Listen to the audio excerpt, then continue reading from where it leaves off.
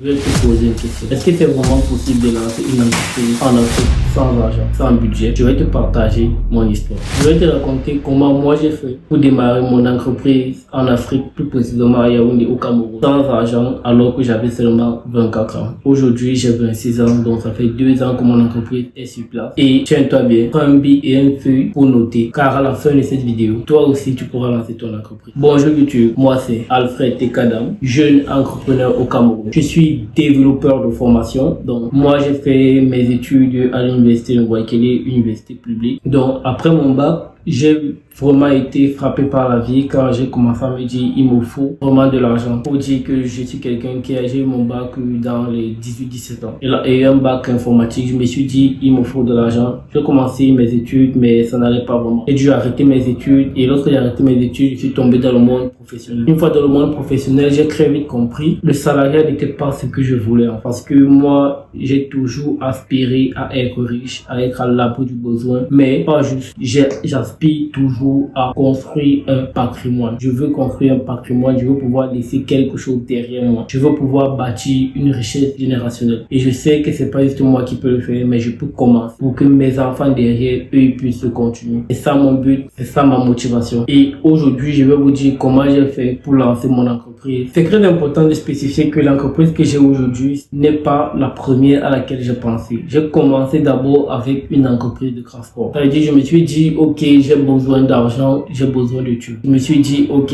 ici au Cameroun, c'est un pays où quand tu mets un taxi dehors, le taximan te verse 10 000 de recettes. Je me suis assis, j'ai sorti un business plan. Après tel nombre de temps, je peux acheter un deuxième taxi comme ça. Tout était crassé. Tout ce qu'il fallait maintenant, c'était travailler, économiser de l'argent et acheter la première voiture. Ce que j'ai fait, j'ai travaillé et j'ai économisé la somme de 600 000 francs.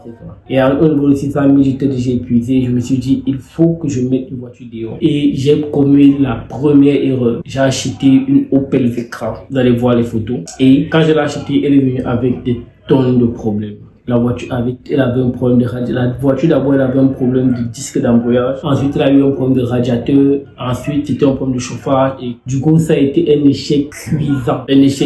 Mais je me suis pas arrêté là. Je me suis dit, ok, il faut que je mette dehors une solution que je maîtrise parce que je suis dans le domaine informatique. Qu'est-ce que j'ai fait? Alors, je me suis dit, je vais dev une plateforme où on paye les gens pour regarder des vidéos. Je me suis dit, ça va faire le buzz. Et c'est ce que j'ai fait. J'ai mis dehors la plateforme Fit Video qui a été utilisé avec un engouement. J'avais pas d'argent pour faire venir les utilisateurs sur la plateforme. Je faisais la communication sur TikTok. Je scrollais, j'écrivais en commentaire, télécharger Fit Vidéo, l'application qui vous permet de gagner de l'argent. C'est comme ça que je faisais mes publicités de façon manuelle vraiment. Et j'ai pu atteindre 1000 téléchargements. Les gens utilisaient l'application, d'autres ont même commencé à faire des retraits. Mais ce business-là, il a échoué parce que je n'avais pas de moyens. Je n'avais pas de moyens pour faire monter ce réseau et très vite, mes besoins primaires ont pris le dessus. Au lieu de payer par exemple le serveur, il fallait que je mente. Ce qui a fait en sorte que le serveur est tombé, les utilisateurs n'avaient plus accès à l'application et j'ai tout simplement mis ce business-là au placard. Et c'est là qu'est arrivée la lumière. Quand je parle de lumière ici, je parle du business actuel. J'étais dans la boutique de quelqu'un que je connais, je peux dire d'un grand frère. Et puis j'ai remarqué que il faisait ses factures de façon manuelle. Beaucoup de personnes en Afrique remarquent ça, ils font les factures manuelles et tout. Je me suis dit, mais pourquoi il n'utilise pas une solution de gestion? On m'a dit non, il n'a pas de solution. Et après, là m'est venue l'idée. J'ai constaté que la nouvelle génération d'entrepreneurs qu'on a aujourd'hui, ce sont des gens qui ne sont pas constamment dans leur business. Ils ont autre chose à faire. Ça veut dire qu'ils ont un besoin de contrôler leur activité à distance, sans vraiment éprouver le besoin d'être présent pour non seulement réduire les risques de vol, mais aussi anticiper ce qu'on le vol est haut. C'est là que j'ai eu l'idée de concevoir un logiciel de gestion commerciale qui serait à la fois desktop mais aussi mobile, qui permettra à chaque promoteur d'une activité commerciale ou autre de contrôler son activité quelle que soit ta position dans le pays. Mais très vite, je me suis rendu compte qu'il survient un deuxième problème. Dans nos pays, en Afrique, on a un problème de connexion Internet. Nos connexions Internet n'est pas stable. Ça veut dire que faire une solution qui ne dépend pas que d'Internet, c'est néant. Mais si je fais une solution qui fonctionne uniquement en local, donc c'est Internet, je ne pourrais pas résoudre le problème de connexion à distance. C'est là que je me suis dit, pourquoi pas faire les deux? Pourquoi pas faire une solution qui fonctionne en ligne et en local? Lorsqu'il y a Internet, la solution permet de partager les données avec les équipements distants. Mais s'il n'y a pas Internet, la solution fonctionne toujours parfaitement bien avec un système de base de données partagé et autres. Et c'est là que je me suis dit, je tiens quelque chose. J'ai commencé à dev. Dites-vous bien que tout ceci, c'est avant que tout n'explose. Je commence à travailler comme ça, je n'ai rien en retour. Et à ce moment-là, il y a des défis énormes qui entrent en jeu. Je me pose pas encore la question de savoir à qui je vais vendre ma solution. Je me dis, bon, je connais quand même quelques commerçants, je vais leur proposer. Mais c'est extrêmement difficile car il faut manger. Le projet prend énormément de temps. Je n'ai pas vraiment de réseautage car je suis né d'une famille extrêmement simple. Je n'ai pas quelqu'un que je peux appeler pour dire, voilà, j'ai un produit comme ça, est-ce que tu peux m'aider à le mettre en avant et tout. Et c'était extrêmement difficile. Et à chaque fois que je présentais ma solution à quelqu'un, la personne n'était pas d'accord. Pour vous dire qu'à un moment, je me suis dit, bah, personne ne va l'acheter. Personne ne va l'acheter parce que vraiment. Et là, je vous dis déjà qu'il y a déjà une première version. Il y a une première version qu'on pouvait installer chez les gens. Et à chaque fois, les gens me faisaient des retours à mode. Non, il faut améliorer ceci. Non, il n'y a pas ceci dans ta solution. Non, il n'y a pas ceci. Il n'y a pas ceci. Dites-vous bien que après, par exemple, 1 an de travail, personne ne veut vraiment l'acheter. Personne, tout le monde te renvoie. Tout le monde te dit ce qu'il n'y a pas. Et c'est extrêmement frustrant. C'est là qu'il faut traverser la barrière mentale. Se dire, je sais ce que j'ai. Mais dans le monde de la technologie, faut pas tomber dans le piège où vous devez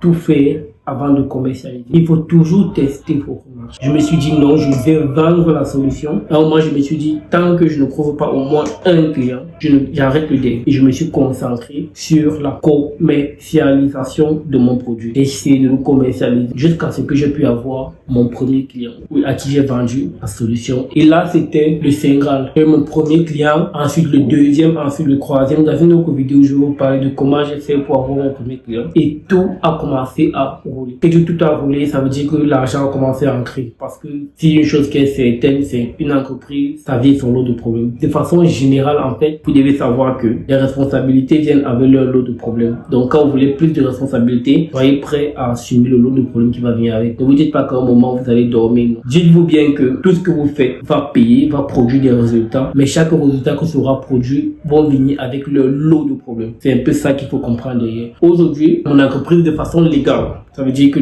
parfois, j'ai travaillé d'abord, je n'avais pas l'égalité d'entreprise. Aujourd'hui, nous sommes SARL, SARL, Société à responsabilité limitée. Le nom de l'entreprise s'appelle Suite et le nom du produit s'appelle MyStore. Aujourd'hui, on a plus de 120 clients. On a commencé à faire de la commercialisation du matériel de gestion aussi. On fait venir notre matériel de Chine et on le commercialise ici au pays à des prix beaucoup plus abordables. Et l'entreprise ne fait que grossir. Nous sommes environ 5 personnes qui travaillent au sein de la structure maintenant et on aspire à aller beaucoup plus loin. Je tenais à commencer à documenter tout ceci parce que pour moi, je pense que c'est important de partager avec vous mon histoire. Et je pense que beaucoup de personnes qui veulent lancer quelque chose, je voudrais qu'ils se disent c'est possible. C'est possible de commencer quelque chose et de le réussir. Vous devez juste persévérer. Et s'il y a quelque chose que vous devez retenir dans toute cette vidéo, lancer une affaire qui marche, c'est possible. Dites-vous bien que la vie, c'est un jeu de cartes. Et il faut savoir jouer la main que Dieu nous a donnée. Ça ne sert à rien de se plaindre et de pas jouer. Ça sert à rien de se dire non,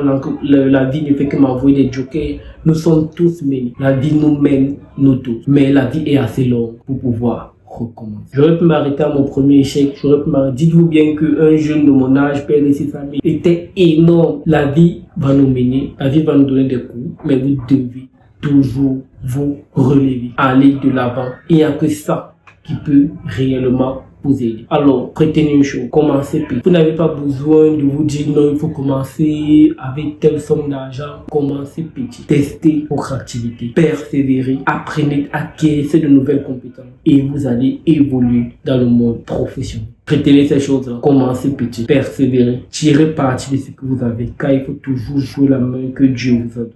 Si à un moment vous constatez que vous avez des facilités parce que vous connaissez tel ou alors parce que vous avez ceci, utilisez-les. Il faut toujours utiliser ces points forts pour évoluer et travailler sur ces points faibles pour qu'ils ne deviennent pas un pied d'accompli. N'oubliez pas ça. C'est possible de réussir, les gars. Et peu importe où vous êtes, peu importe qui vous êtes, tant que vous avez la motivation et que vous croyez en vous, vous pourrez réussir quelque chose de grand. Ne vous dites pas que ça va venir en un claquement de doigts. Non, vous l'aurez avec le temps, avec le travail et avec la persévérance. En gros, C'est ça. Aujourd'hui, je suis chef de l'entreprise et je suis très fier de moi. Si vous souhaitez lancer vos propres entreprises, dites-moi en commentaire ce qui vous inspire et ce qui vous bloque. On pourra en discuter. C'était Bill Alfred. On se dit au prochain épisode, à mardi prochain. Peace out, les gars.